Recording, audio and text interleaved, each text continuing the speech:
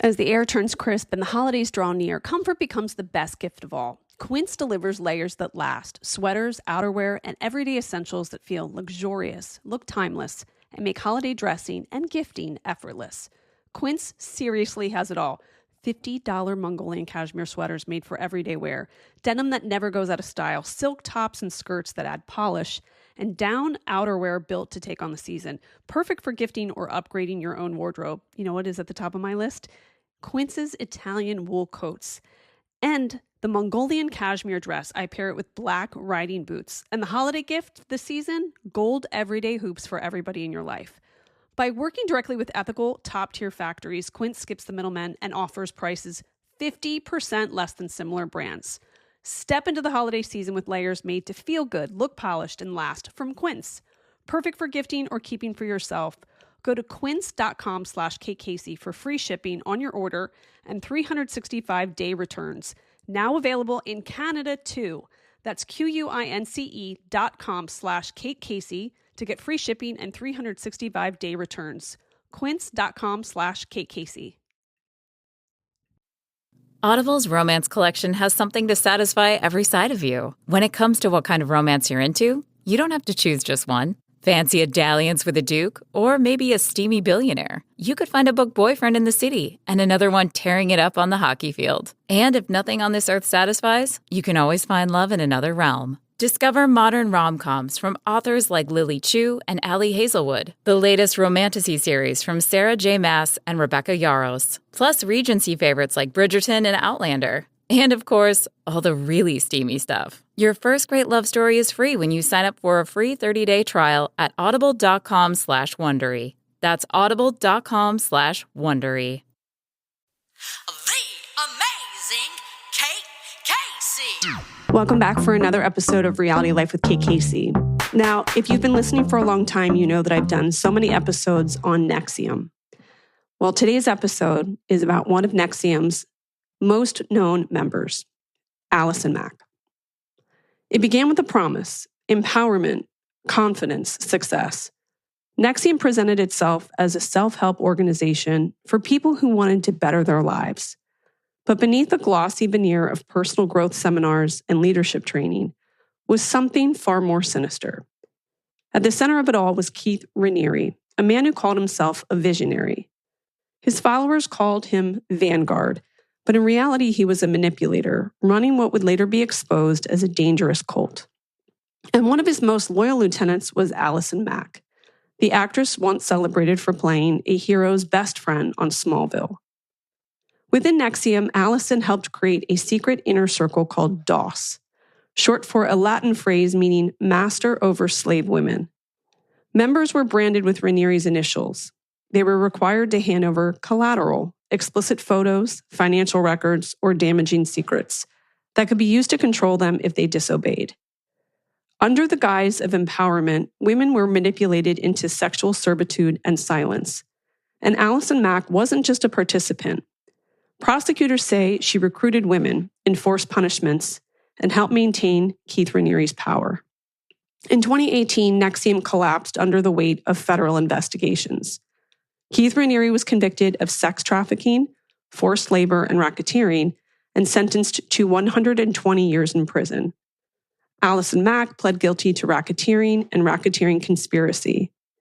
In 2021, she was sentenced to 3 years in federal prison, admitting she had manipulated women under the false pretense of female empowerment. And now she's out, and for the first time, she's speaking. In Uncovered, Allison After NXIVM, Nathalie Robehmed, the host of CBC's upcoming series premiering November 10th, gains exclusive access to Allison as she tries to rebuild her life and confront what she helped create. Today, Nathalie joins me to discuss how someone like Allison got pulled so deep into NXIVM's web, what the world still doesn't understand about DOS, and whether forgiveness is even possible after this kind of betrayal. Because this isn't just the story of a cult. It's the story of how far the promise of empowerment can be twisted and how easily good intentions can become a weapon. Here is my interview with Nathalie. We're talking today about Allison Mack. I have followed the NXIVM story for so long. I was with a newborn baby in 2015, when I started to read late at night the Frank Report. Oh, wow. Okay. And I would spend those sleepless nights when I should probably try to take a nap, instead trying to trace the root of NXIVM and all of the players, and then over time covered The Vow and all of the other, the books that have come out of it, and have begun relationships, friendships with a lot of the people that have exited NXIVM. So this story I find particularly compelling. And I have always wondered about Allison Mack and her origin story.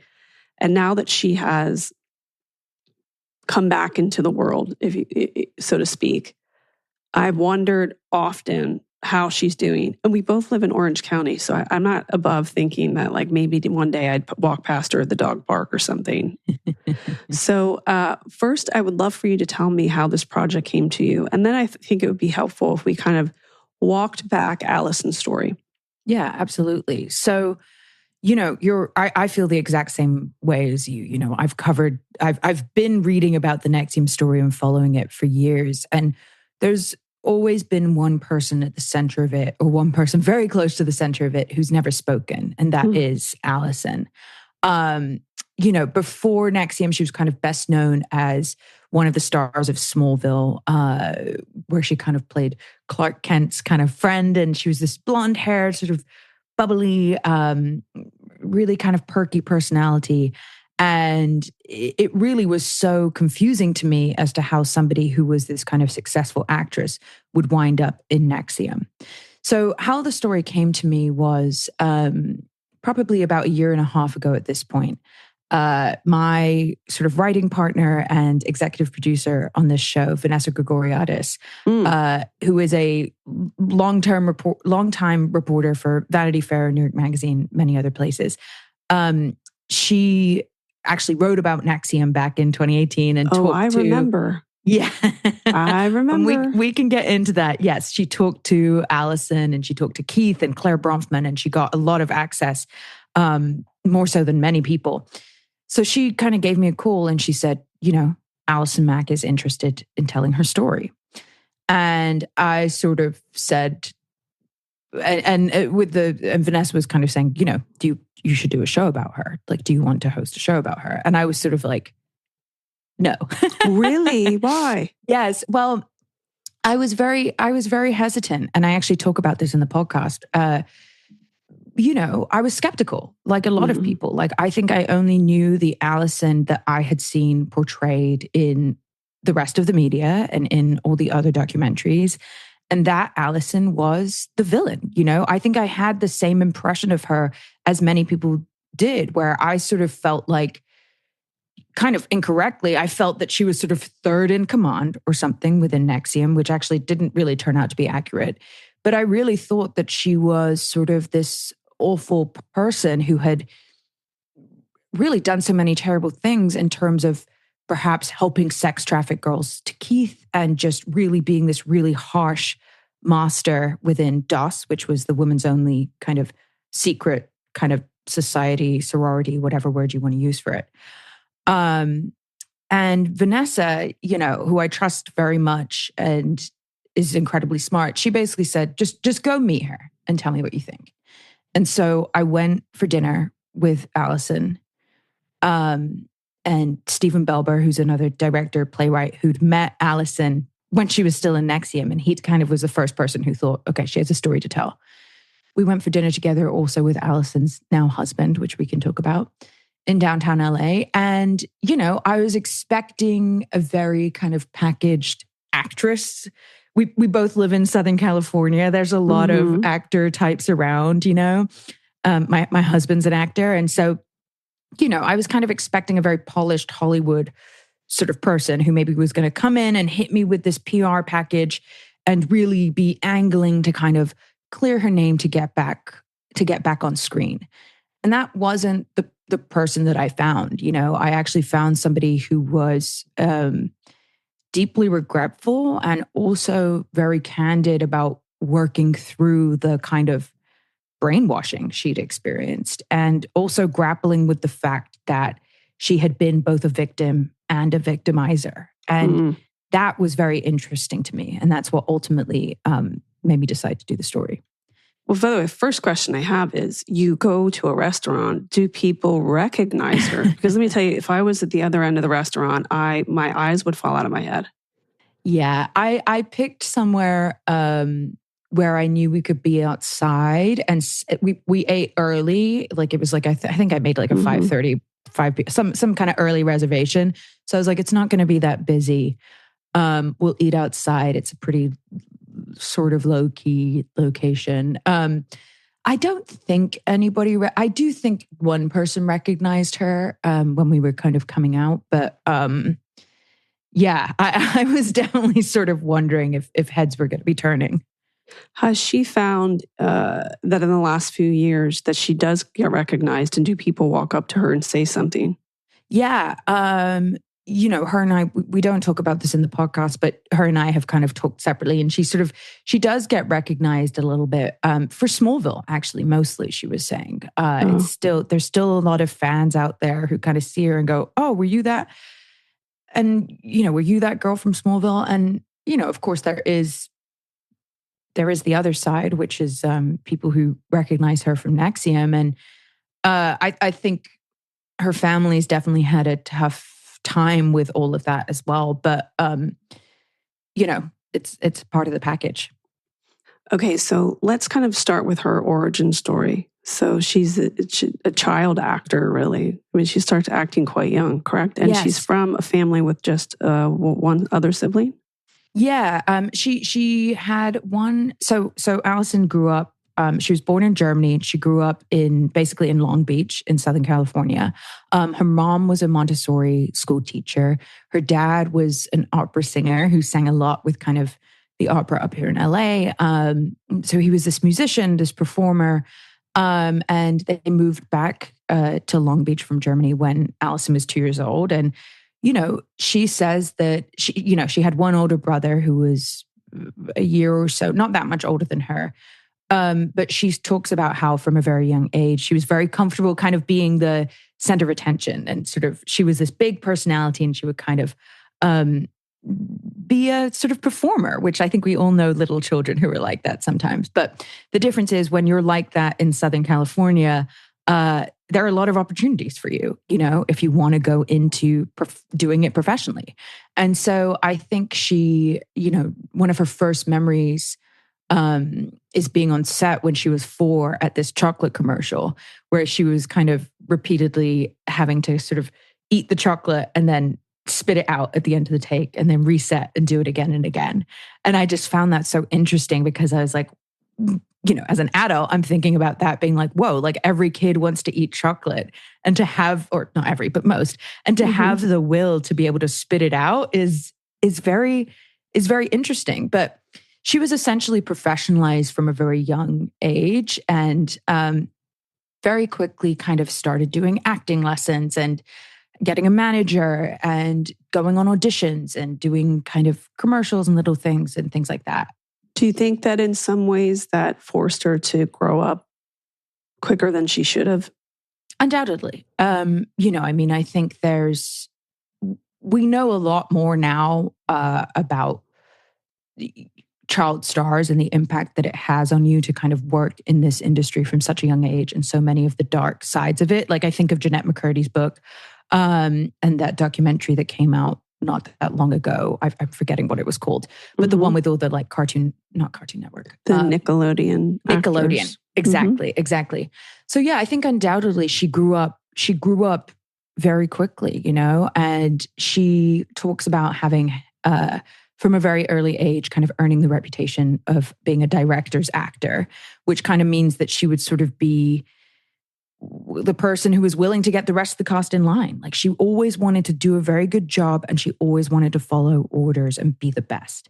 And that sort of manifested even when she was younger to kind of like bullying or kind of like whipping the rest of the cast in shape, which I thought was very interesting and sort of a kind of I couldn't help but see it as a foreshadowing for what would happen within NXIVM and within DOS. Mm-hmm. And yeah, as far as growing up quickly, you know, there were also some things that happened both on set and off set that made her feel older than her age.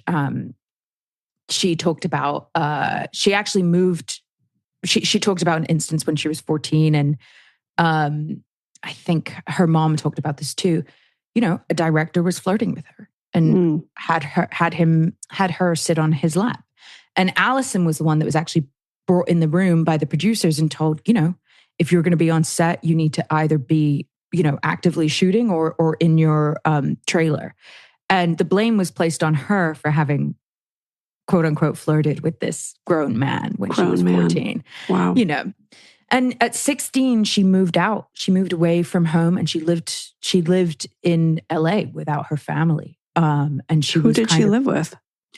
She had a roommate and somebody else, but she really graduated high school early and was like, I'm going to go do this acting thing. And she was shooting a TV show. And that sort of, yeah, she says that was an important period of individuation for her, but also a pretty dark time. And when she kind of met her first boyfriend, and then she got Smallville.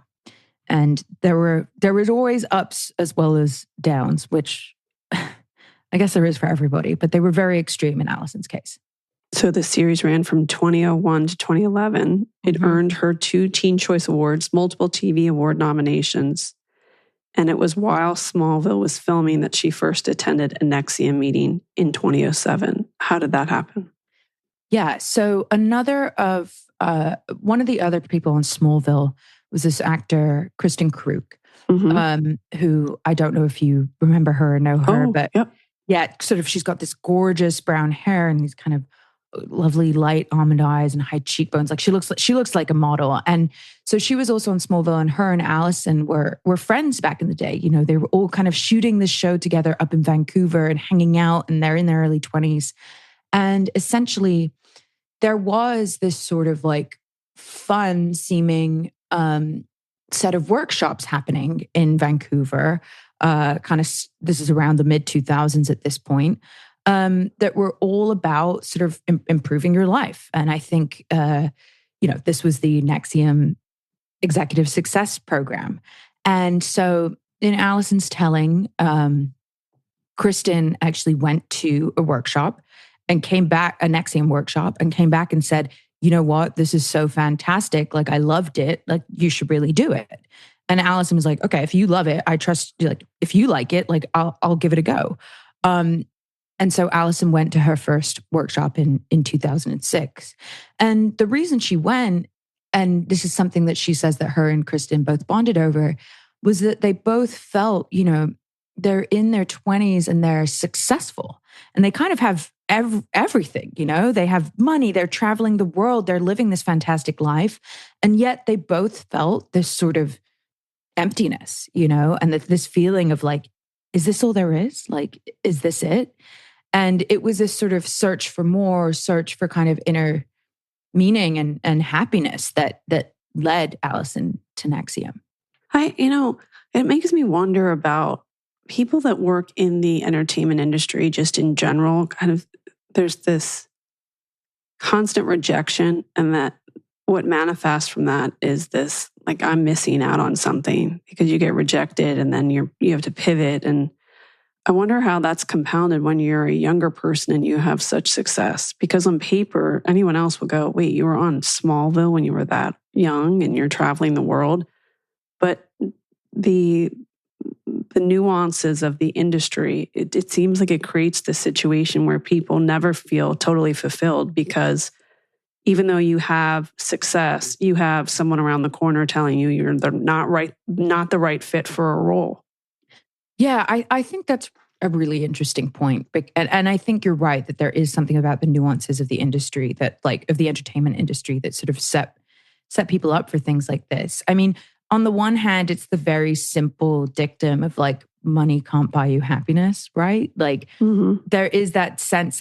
I think people across all industries kind of feel this, where they're like, you get to a certain point in your life and you kind of look around and go, is this it? Like, is this it? And, I've kind of been saying this. Some people search for meaning by sort of going to CrossFit or like running marathons or getting really into specific spiritual practice.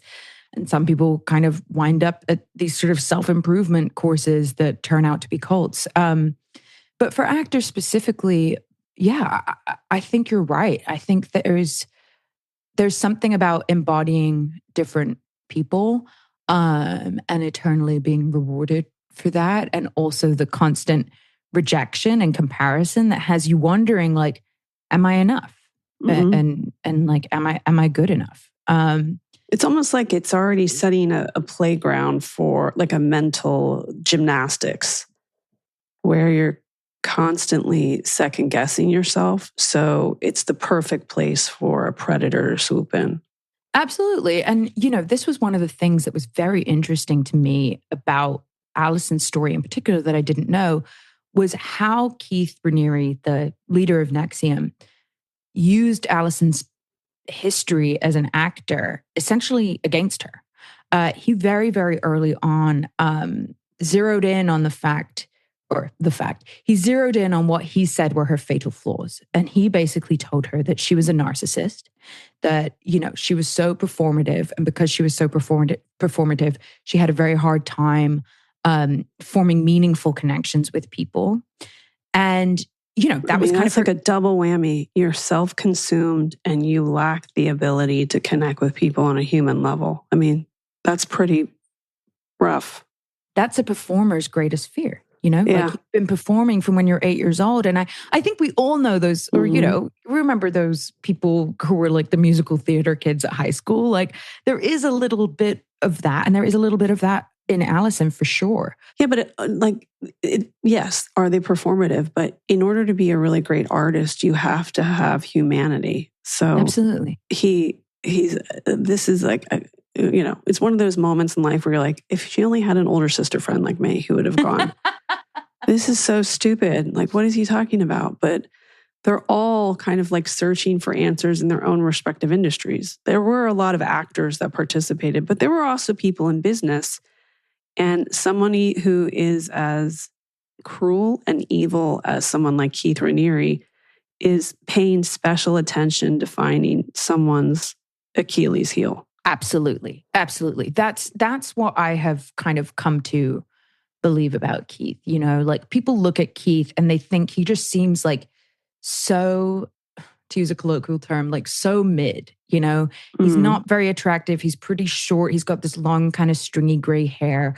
You kind of picture him in his volleyball outfit of sort of shorts and knee pads and the sweat headband. And it's like, what is it about this guy, But what it is that he is very, very adept at, exactly as you're saying, finding a person's weakness, their Achilles heel, and using it against them. And so I just want to jump ahead to the first time that Allison met Keith, actually, because I think this is very interesting. So she did her first NXIVM workshop in 2006. And right afterwards, Nancy Salzman, who's prefect, kind of number 2 in command of NXIVM, said, we've got to, does anybody want to come back to Albany and meet Keith? We've got a spare seat on our private plane, which was, of course, Claire Bronfman's private plane. Claire Bronfman being the Seagram's heiress who allegedly funded a lot of NXIVM. So Allison gets on the plane, goes to Albany, and because she's like, I don't have anything to do. I'm not shooting for another few days.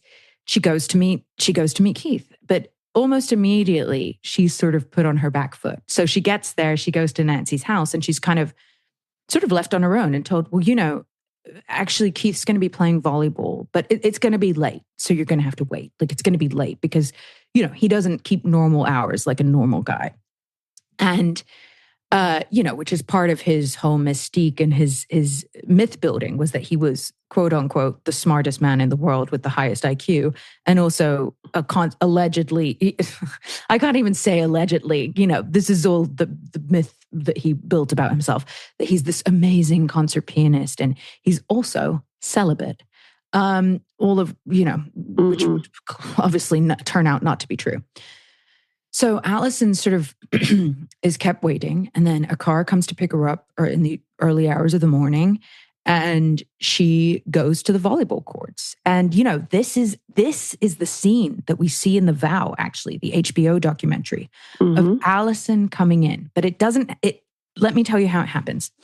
So Allison comes in and, she sort of waits until Keith finishes a game. He comes over and he says, oh, nice to meet you. And she's like, nice to meet you. And he goes, so do you have a question for me? And Allison goes, a question? Oh, I didn't know I was supposed to prepare a question. And he was like, well, sometimes when people meet me, they have a question for me. And Allison goes, well, no, like I just thought I'd come along. Can you imagine saying that to somebody you just met? Like, what a madman to say. Oh, what's your question? What? I mean, yeah, 100%. And by the way, while wearing volleyball gear, we cannot move past that one. No, I know. I didn't paint the scene fully, but we're in the floodlit court. We're the squeaking sneakers on the And it truly is a floor. sport where you need hype. So conversely, if he were pretending that he was like a basketball star and then just show up with like all this gear on and do you have a question for me? It's like, it's so absurd. However, she's walking into a room where everybody else is looking at him like he's the second coming. Yes.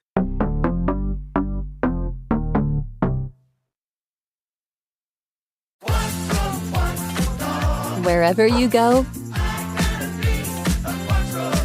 whatever they get into, from chill time to everyday adventures, protect your dog from parasites with Credelio Quattro. For full safety information, side effects, and warnings, visit CredeliaQuattroLabel.com. Consult your vet or call 1-888-545-5973. Ask your vet for Credelio Quattro and visit QuattroDog.com.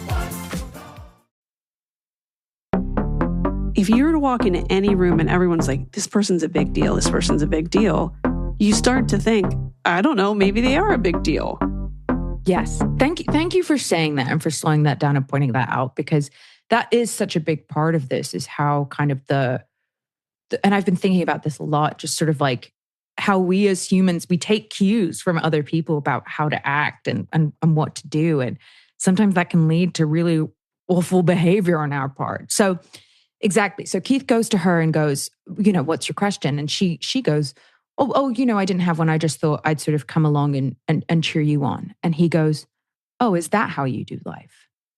Ugh, and that's so condescending and gross. Mm-hmm. And that immediately causes Allison to spin out and puts her on her back foot right away. And by the way, she's the performer. Like, she's the star. Like, she's not very aware of it, but like, she's famous, And so that was kind of the end of the interaction. And Allison's there going, oh, like she's always wants to do good, and she feels like she's messed this up. Well, she's thinking of it like a director. I didn't get the role. Exactly. I wasn't prepared.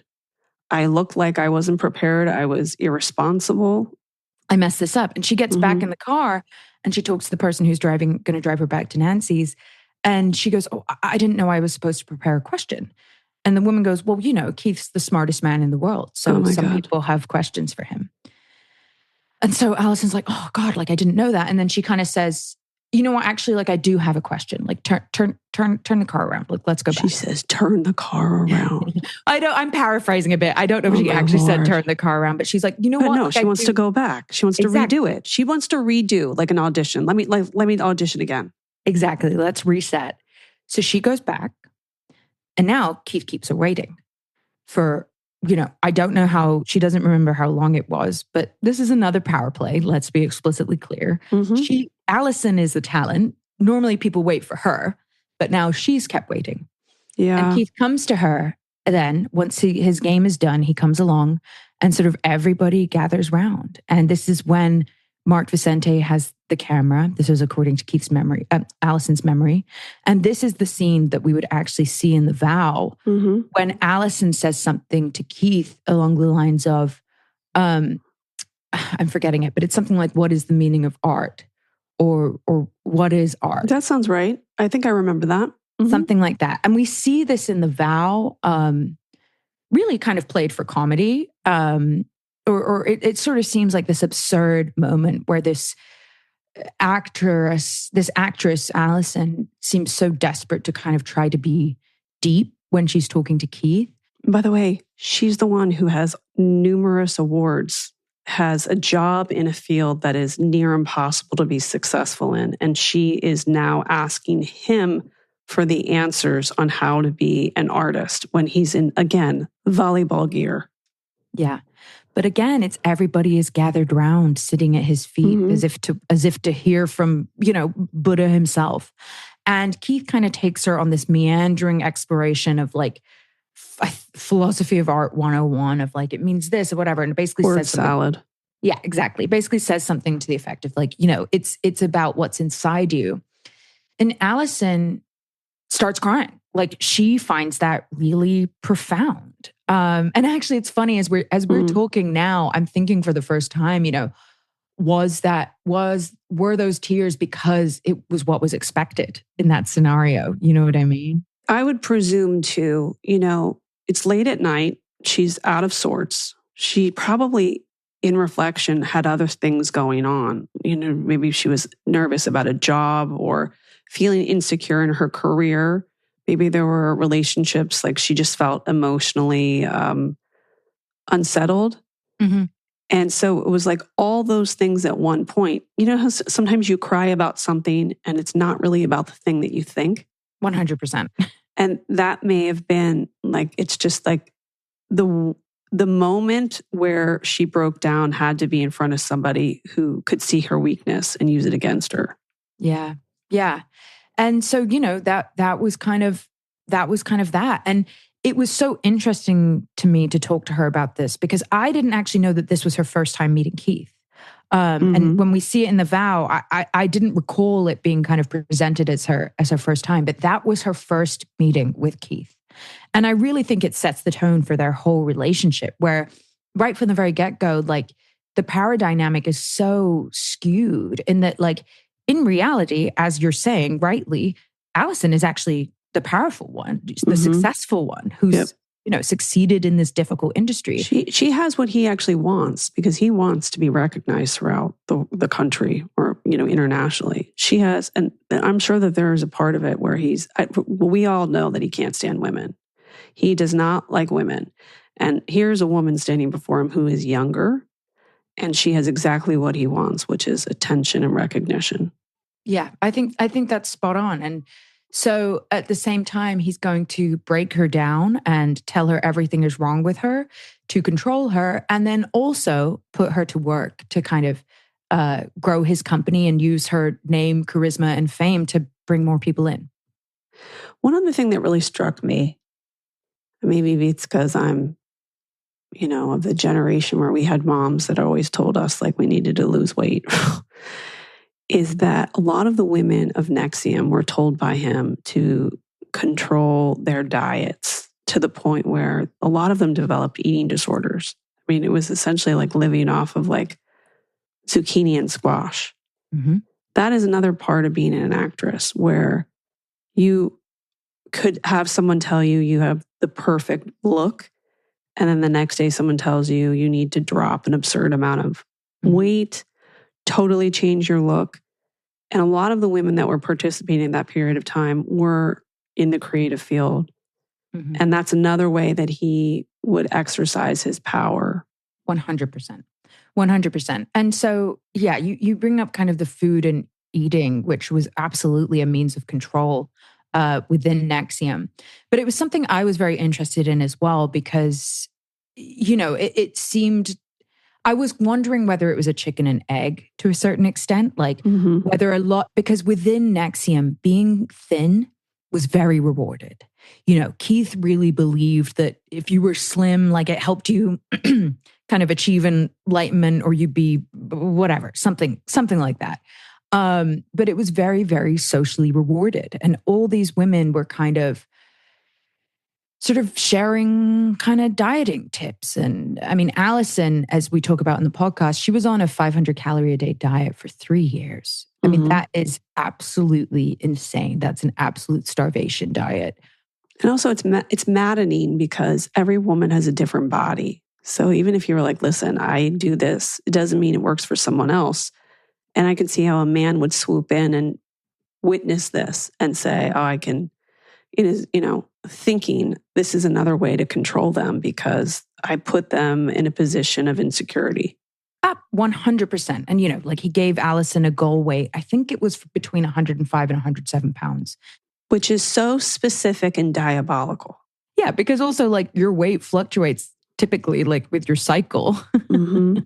Which, by the way, she probably didn't have a cycle because she was in a period of malnutrition, I'm assuming. Yeah, absolutely. I mean, we are skipping ahead to the very like this was the 25th. This was happening in like 2015 through 2018, kind of the most diabolical, intense stuff at the end. But you're right. I mean, there was something within this where, it just was very, very interesting to me. Where I mean, Allison basically said like I think it wasn't so weird for her to come in and have somebody be kind of commenting on her weight and telling her she needed to be a certain weight because, yeah, you're right. Like she'd kind of had that her whole life. And, I do just want to point out the like obvious irony here, which is that Keith himself was overweight and liked candy and like was not kind of the pinnacle of health as he's espousing to these women.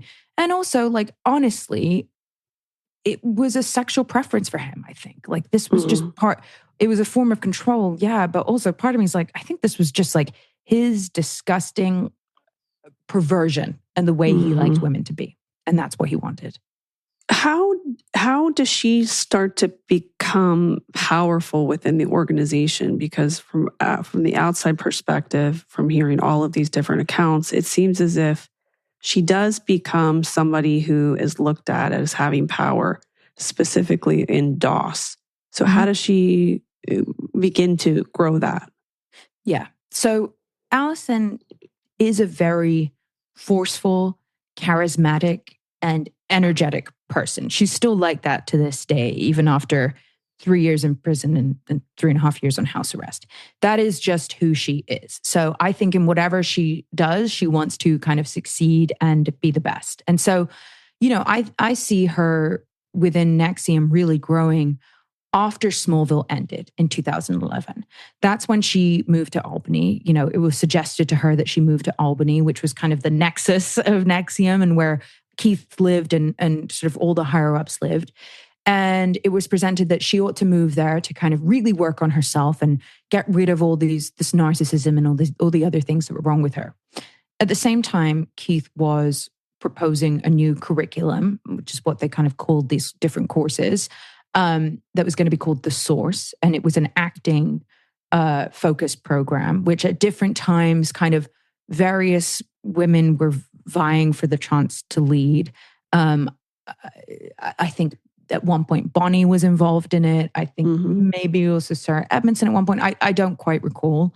But ultimately, Keith kind of gave that role of leading The Source to Allison.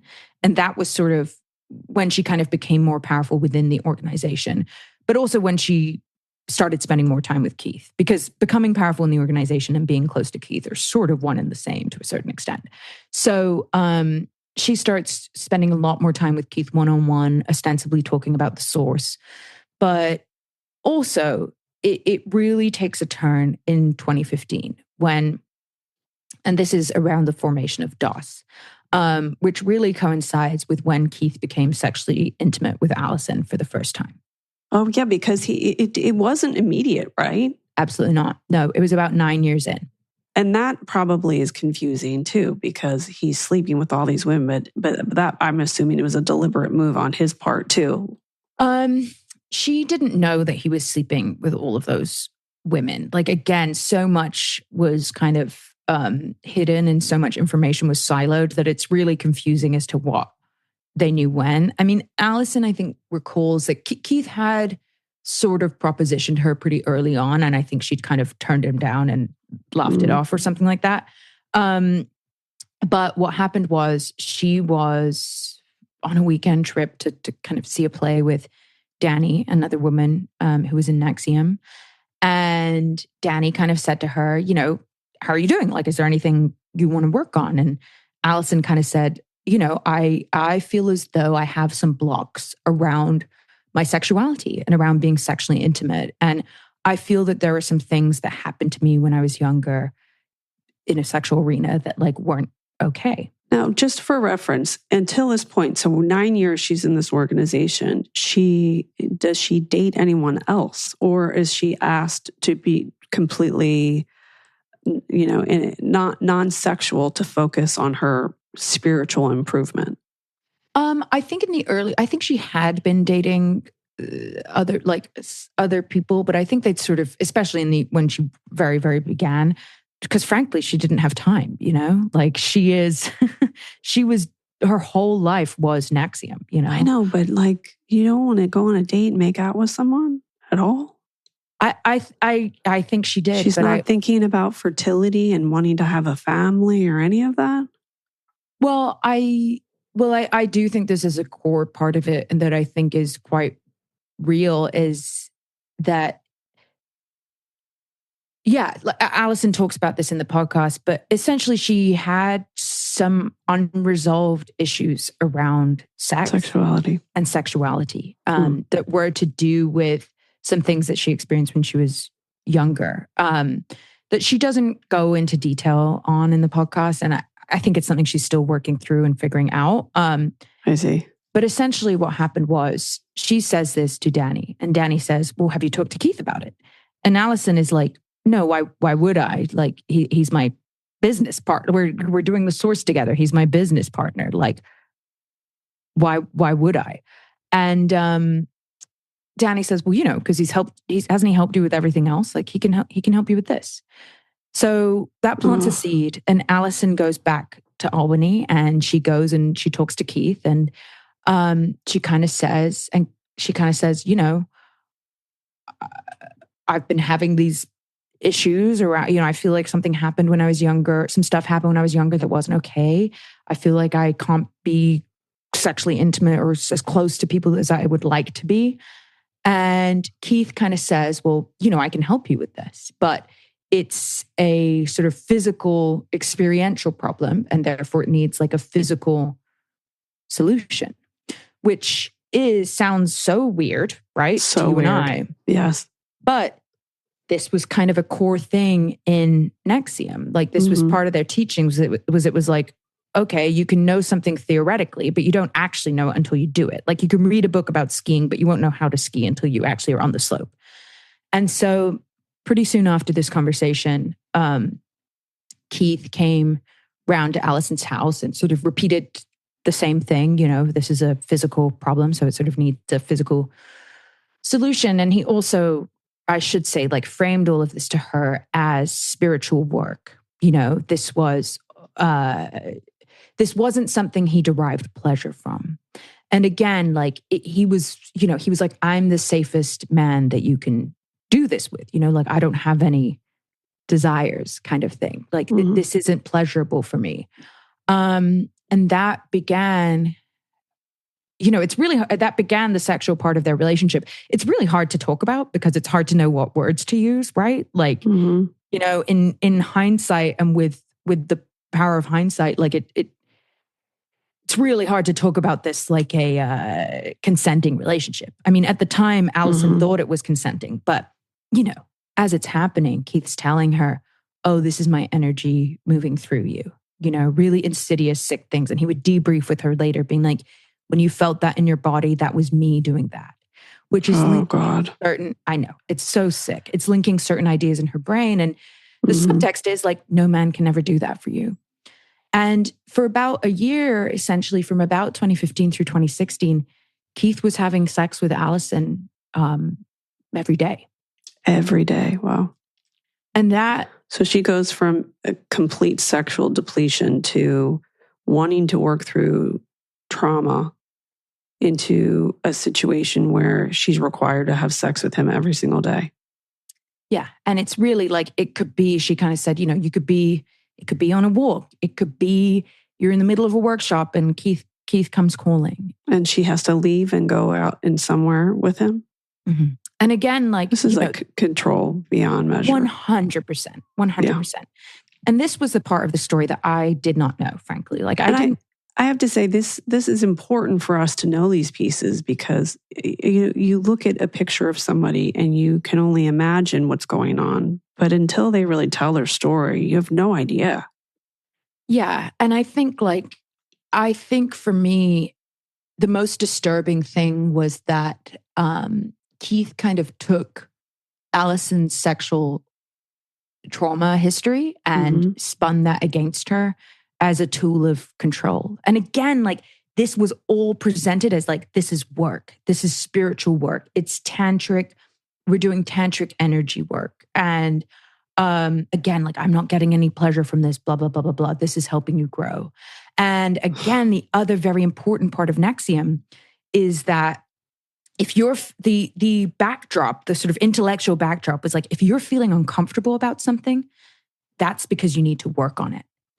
And so that's your limitations. Oh, you feel uncomfortable. And Allison even talked about it with Danny afterwards. She was like, she said something like, this feels weird, and Danny was like, that's just means you have to push past it. You have to push through this to grow. And that to me is one of the most sort of insidious things about NXIVM was that the way it was constructed intellectually encouraged people, or not even encouraged, it was predicated on people pushing past their instincts and their intuitions. And so Allison's intuition is saying, hey, this is weird. And then the other voice in her head, the voice that has been programmed for 9 years at this point, is saying, no, that's just your weakness. That's your limitation. You need to work through this. You need to keep doing it because that's how you'll grow. Growth happens in these growth edges. What it sounds like is he takes satisfaction out of keeping them in a mental loop. 100%. Yeah, 100%. It's all control. And then coupled with the sort of food and the sleeping a couple hours a night and all your time is taken up with this, it's a whole lot of control.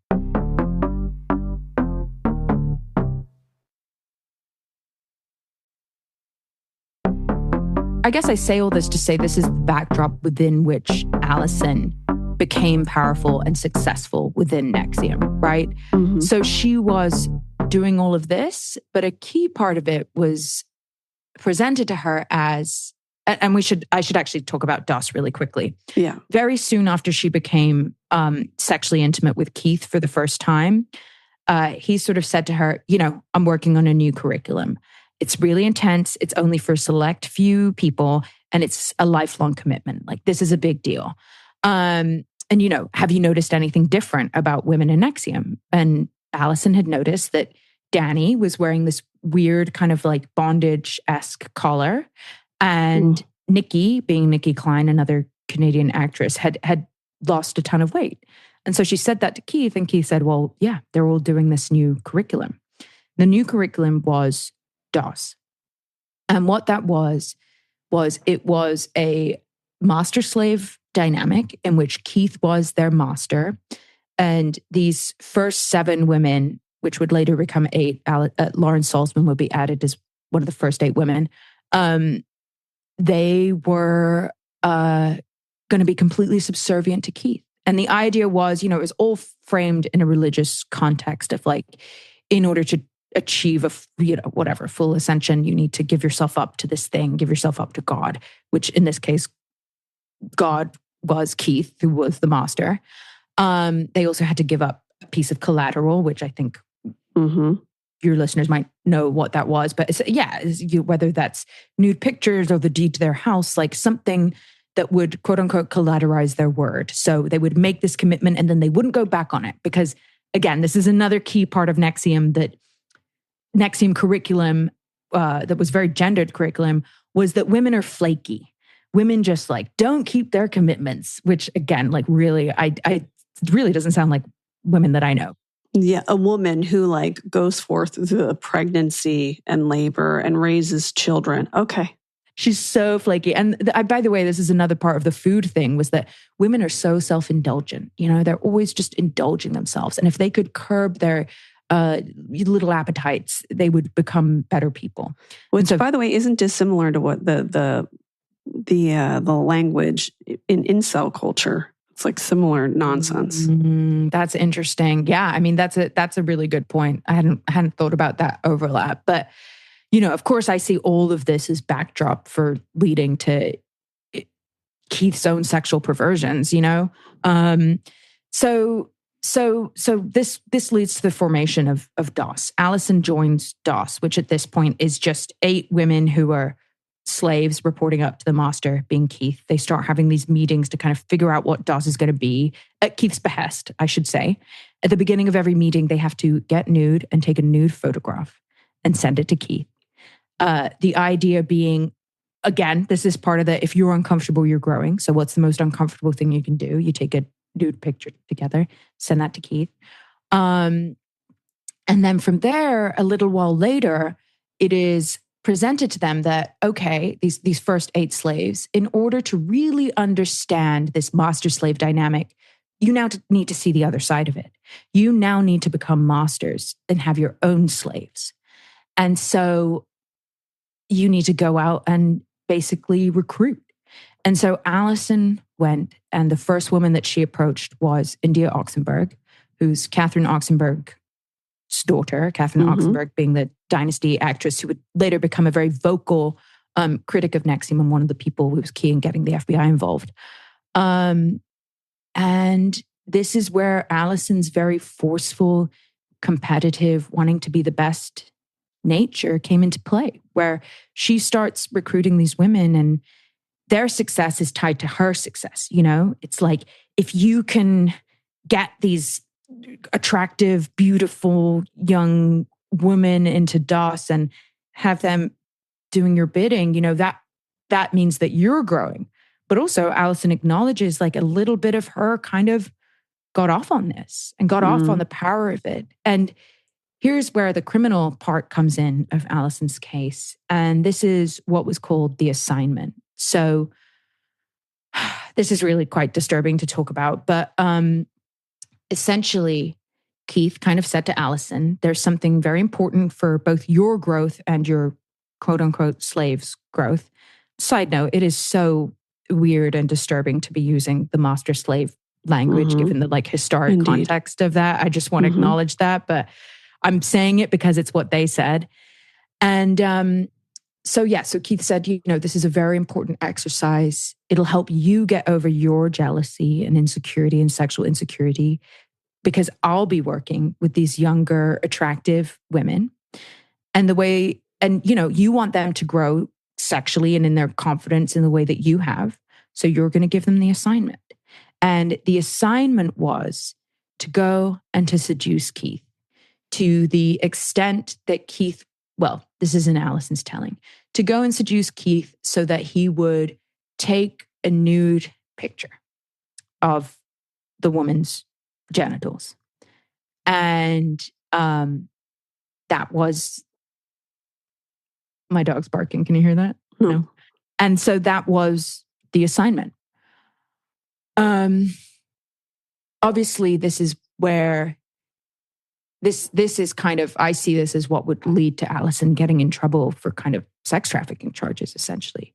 Again, at the time, she so misguidedly thought that this was self-improvement and growth. And, you know, I kind of talked to her and I was like, she sort of said something kind of unbelievable to me. She was like, I didn't think that anything sexual was happening. And I was like, how could you not think? Like, that's so naive, Allison. Like, that's so naive. And she basically was like, yeah, that it was. And that was what I thought at the time. And I was so wrong. And, you know, one of the most disturbing stories is this woman, I think she's just named as Nicole. She testified in court, which is how we know this, but she basically testified that Allison gave her the assignment and she kind of went, Keith blindfolded her, took her to another location and had her get naked and lie on a table, and somebody else performed oral sex on her.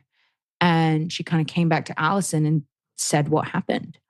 And Allison, this is in Allison's memory, recalls that she kind of said something like, whoa, you're so brave. And that they were both just like, whoa, this is really weird. But of course, you know, that was sexual assault. And Allison didn't recognize it as such at the time. So how does she make that shift from being a victim to a victimizer? I think that it is under the absolutely deluded thinking that she was helping these women. And that is one of the things that is most disturbing to me about this story, is that throughout it all, Allison thought that she was doing good. And I just couldn't wrap my head around that, because I was like, how could you not see that this is bad, hurtful, traumatic? And, it was something that took her a long time to wrap her head around, and that's why not to jump ahead, but that's why she took so long to plead guilty. Because the way I see it is that she was so well and truly brainwashed that she thought that this was the right thing to do, which is terrifying, frankly. It's terrifying. Now, she also marries Nikki Klein. Does she acknowledge this relationship at all? Was this a sexual relationship, a loving relationship, or was this merely friendship? Or not even friendship, but being forced upon someone? Yeah, so Allison talks about this in the podcast for the first time, I think. And basically, Nikki Klein was, as I've mentioned, this Canadian actress. She's sort of blonde and she's got these big eyes. And I think she's she hasn't had her awakening yet either. I think that she has. I don't remember we talk about it in the podcast, but I think she has denounced Keith at this point, if I'm not mistaken. And you can kind of look at her personal website and she kind of makes some reference to what she has publicly denounced Keith. She kind of makes some reference to kind of the things that she's been through. So Nikki was Canadian, and within DOS, a lot of these first 7-8 members of DOS were Mexican, which, NXIVM had a big Mexican contingent. A lot of the most loyal members were Mexican, which is one of the reasons why Keith, when shit was going down, fled to Mexico. Yeah. Maybe because he thought he would be safe there, which didn't end up happening. I'm sure he did. But so Nikki was Canadian, and frankly, I see it as a visa marriage. It was, Nikki needs a way to stay in the US, and Allison is an American citizen. And so, they were not in a romantic relationship. They weren't doing anything sexual or romantic with each other. Allison did interact sexually with Keith and another member of DOS a couple times, which she talked about in the podcast. But that was not Nikki. There was nothing romantic or sexual. I worried about that. I worried that he forced them to do things. Okay. Yeah. So not with Nikki. And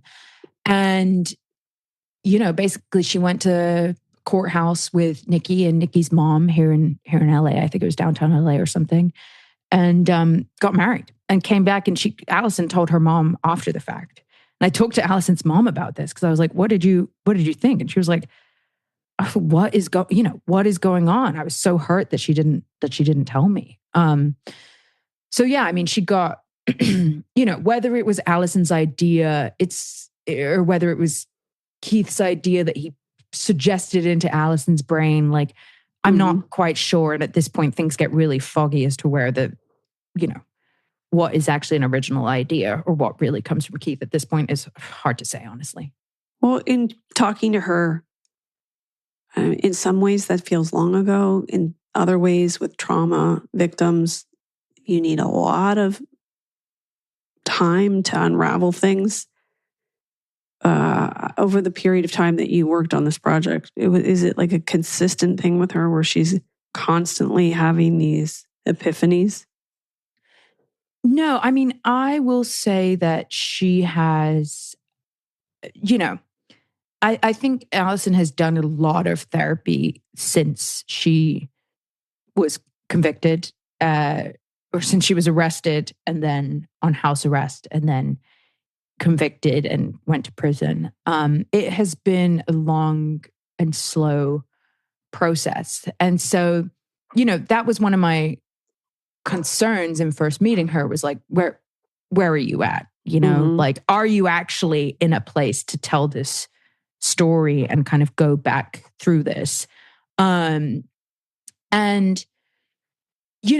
think largely she was, but you're right. There are still some things that she's realizing and continuing to realize. And even within our conversation, there were a couple times where I would sort of say something and she'd be like, that's not what happened. And then she'd be like, no, I guess it was, because she's still kind of wrapping her head around. Like when I said something with regards to the Nicole kind of story, and I used the phrase forced oral sex, and she was like, the first time when you said that, I was like, forced oral sex? Like, that's not what was happening.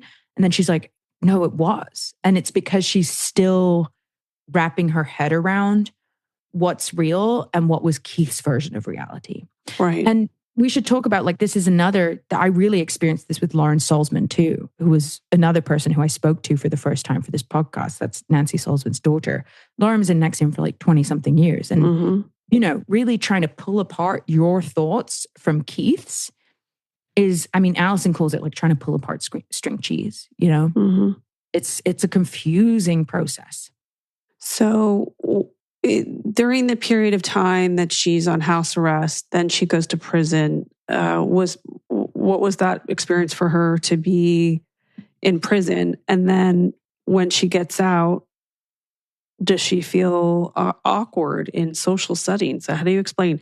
So what do you do? Well, you know, what have you been doing the last couple of years? Yeah, I mean, I think like a lot of people, I think it's kind of impossible not to go to prison and not be changed by it. Like, especially as a pretty privileged white person who like really had no contact with the criminal justice system prior to that. Like, you know, it's not like Allison had friends and family who'd gone to prison before, you know, like this was not a thing that she knew about. And, you know, I think it really like opened her eyes and made her be like, holy shit. Like, this is intense. And I think when she got out, you know, it's interesting because before she went to prison, while she was still on house arrest, she went back to school, which is such an, to me, Allison thing to do. Like, she is just a doer. She's going to like work and do things until the, you know, until the day is done. Like, I sort of was like, God, if this happened to me, I feel like I would just crawl into bed and like never pull the covers over my head and never get out. But yeah, she went to community college and then she transferred to Berkeley. And it was interesting. She actually went to Berkeley. She was doing it online, like Zoom school. And she was hoping to be a women and gender studies major. Which again, to me, I was just like, wait, Allison, how do you not see how this is going to be perceived? Like, you're kind of known in the public as someone who like victimized women. Yeah, exactly. And like, it's really not a hard, like you can see how some people might look at that and be like, oh, she wants to become a women and gender studies major to like learn how to better control women or something. Like, it's very easy to layer a nefarious intent on that. But again, this is like Allison's naivete where she was just like, no, I was genuinely interested in this and I wanted to do that. And I think there was a long time of her not understanding how she's going to be received versus like, again, her intentions. It's kind of this gulf between actions and intent, you know? She ended up switching to psychology. Well, but by the way, that's not like it's any better than that.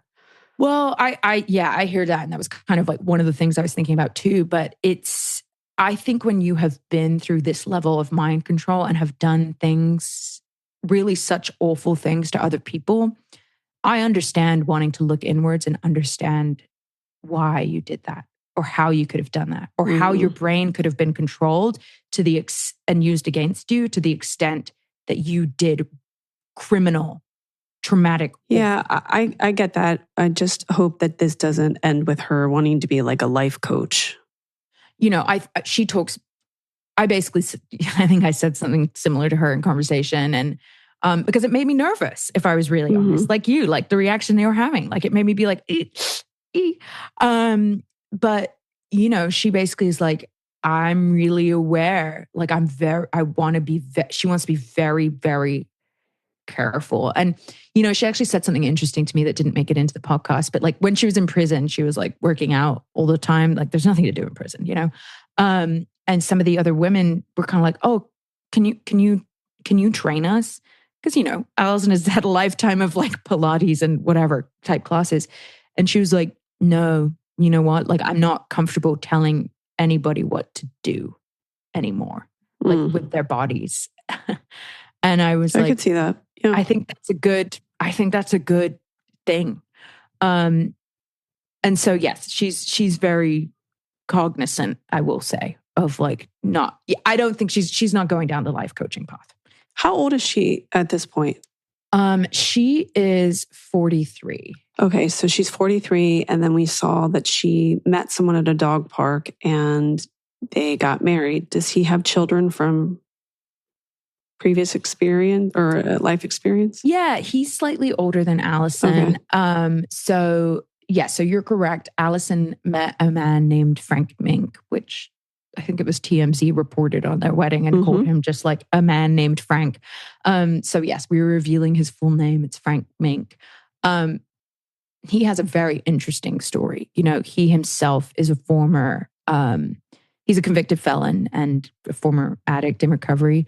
But kind of most importantly, like he is a former neo-Nazi. He was really in the neo-Nazi movement in the early 90s. And so he has been through this process of going to prison, deprogramming, and essentially getting out of what I would consider a cult, you know? The neo-Nazi movement really is a cult to a certain extent. And so obviously that happened for him like over 20 years ago. You know, he's at a very different place than Allison with sort of his coming back to reality, deprogramming. And now he's so vehemently not that, you know? He actually is Jewish and sort of the first time I met him, he was wearing a Star of David necklace. Well, I saw the wedding picture they had. You know, yeah, he keeps Jewish kosher. ceremony. He's very devout, very spiritual guy. But, you know, I talked to him and he was basically like, you know, he believes people can change, you know, and he's like, look, I once thought that I was better than other people just because of the color of my skin. And now I know that that's like the stupidest fucking thing I could ever think. So they bonded over mutual cult experiences. What is the future that they are dreaming for their lives?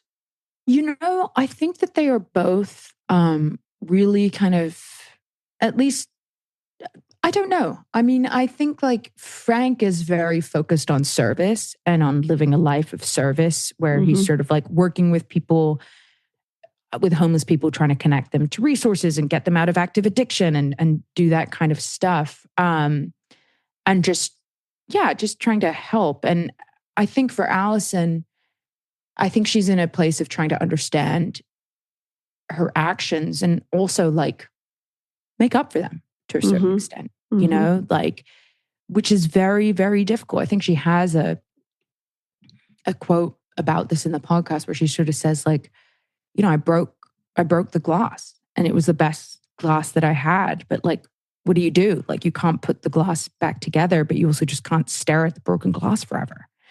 And it's a really interesting predicament because, you know, I don't expect a lot of Allison's victims to ever be able to forgive her. You know, what she did was so terrible. I'm not here thinking that that's going to happen. But also, what do you do when you're somebody who has done wrong? You know, and she has, I mean, in the eyes of the law, right? Like she's served her time. She's served her time. So how do you make up for the wrong that you've done? And how do you move forward? Like those are very big, interesting questions that I think she's grappling with. And, you know, I think for her, it's really trying to understand why she did what she did so she never does it again. And also to kind of try and move forward and do the best that she can with the rest of her life to maybe make up for what she's done. So where can people listen to this series of episodes? I know that there's so many people that are just really hungry to hear what has happened in the aftermath.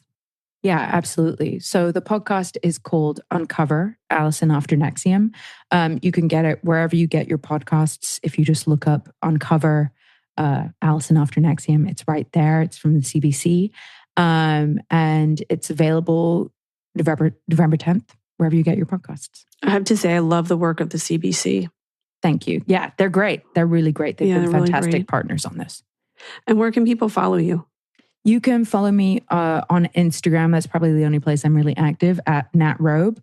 I also host another weekly podcast called Infamous with Vanessa Gregoriadis, and you can find Infamous wherever you get your podcasts. Thank you.